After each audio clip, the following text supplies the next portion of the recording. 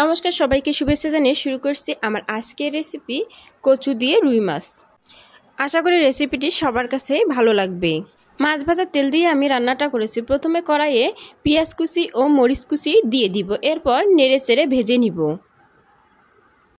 একটা তেজপাতা দিয়ে দিব, 2 চামচ আদা রসুন বাটা দিয়ে দিব, 1 চামচ হলুদ গুঁড়া, হাফ চামচ মরিচ গুঁড়া, 1 চামচ জিরা গুঁড়া ও 1 চামচ মশলা গুঁড়া দিয়ে দিব।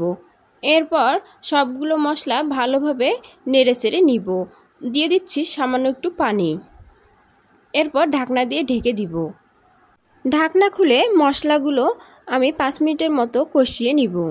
এর ফলে ভালো একটা স্মেল আসে। এরপর কেটে রাখা কচুগুলো দিয়ে দিচ্ছি।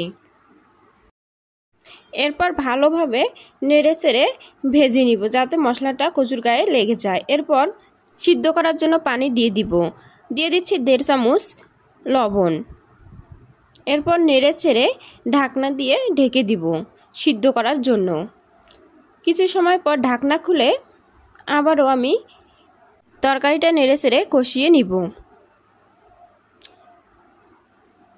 এভাবে করে আমি কিছুক্ষণ কষিয়ে নিব তরকারিটা। এরপর ঝোলের জল দিয়ে দিব।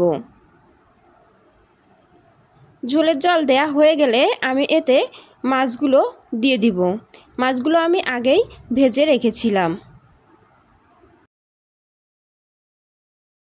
তরকারি রান্না হয়ে গেলে গ্যাসের চুলাটা আমি বন্ধ করে দিব।